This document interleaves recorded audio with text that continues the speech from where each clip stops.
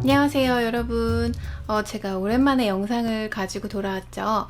오늘 영상을 가지고 온 이유는 제가 전에 올렸었던 카타르 항공 면접 메이크업이나 아니면 면접 후기 영상에 비슷한 질문들을 올려주셨어요. 그래서 그런 질문들이랑 인스타에서 DM으로 보내주셨던 그런 질문들의 답변 영상을 한번 만들어 보고 싶어서 이렇게 영상을 만들게 되었어요. 그러면 제가 어떤 질문들을 받았는지 그 질문에 대한 답변을 시작하도록 할게요.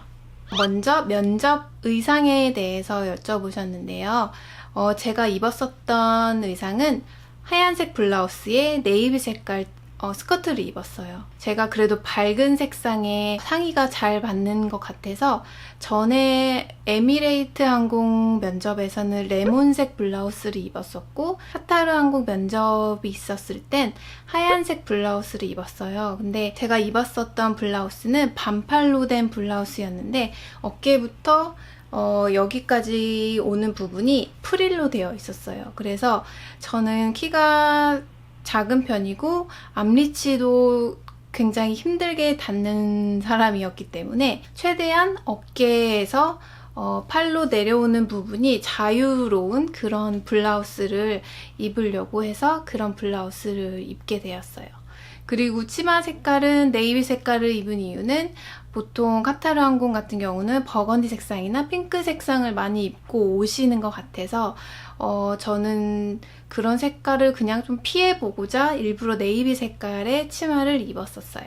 두 번째 질문은 면접 진행 기간이 어떻게 되나요? 라고 여쭤보셨어요. 제가 면접을 봤을 때는 후기를 읽고 갔을 때 하루나 아니면 이틀 정도가 소요된다고 했었어요. 근데 하루에 끝나면 참 좋겠다 해서 제가 비행기표를 면접 보는 날 밤 비행기로 다시 돌아오는 거를 끊었었는데 제가 봤었던 마카오 같은 경우는 그래도 하루 이상이 걸려서 이틀 정도가 소요가 됐어요.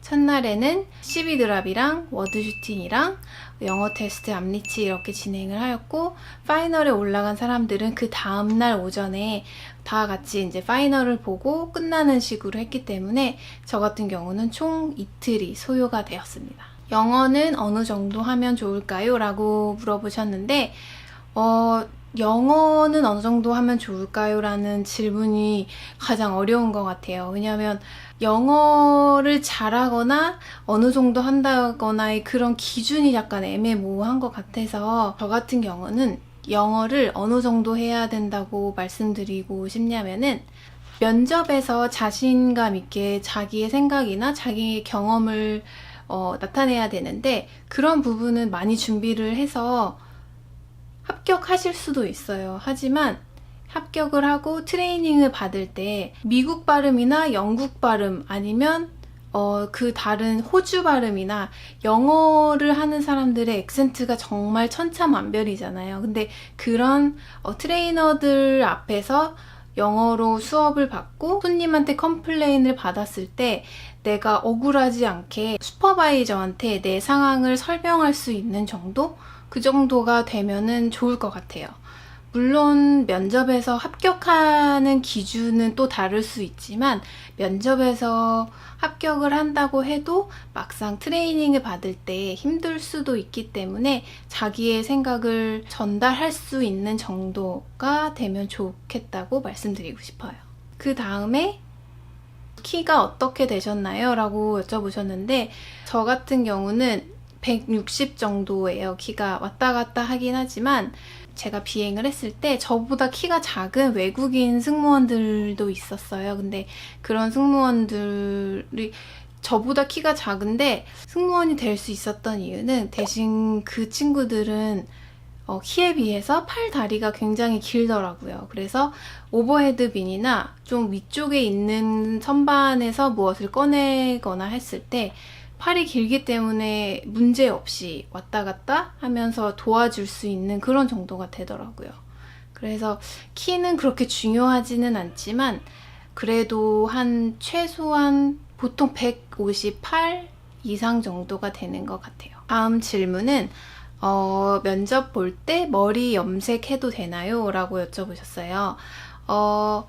제가 면접을 봤을 때는 그냥 보통 갈색 머리였던 것 같아요. 면접 볼 때 머리 색깔은 정말 아시안인데 막 탈색을 하거나 굉장히 밝은 머리 색깔이 아니고서는 그렇게 크게 상관은 없는 것 같아요. 하지만 카타르 항공에 입사를 하기 전에는 본인의 머리 색깔로 다시 염색을 하시거나 만약에 갈색으로 염색을 하신다고 하면 항상 거의 뿌리 염색은 한 달에 한 번씩 해주시거든요. 보통 승무원분들이. 그래서 그런 번거로움을 좀 피하고자 보통은 본인의 머리 색깔로 입사를 하기 전에는 다시 하고 오시는데 면접 때는 염색을 한 거는 별로 상관이 없는 것 같아요. 면접 볼 때 속눈썹을 붙여도 되나요? 라고 물어보셨는데 면접 볼 때 속눈썹을 거의 다 붙이세요. 보통은 외항사 면접할 때는 좀 많이들 진한 화장을 하고 오시기 때문에 입술도 색깔이 진한 색을 바르시고 보통 속눈썹은 다 붙이고 면접에 임하시는 것 같아요. 하지만 실제로 비행을 할 때는 절대 속눈썹을 붙이면 안 된다고 하기 때문에 면접에서는 가능하지만 실제 비행을 할 때는 속눈썹을 붙일 수 없습니다.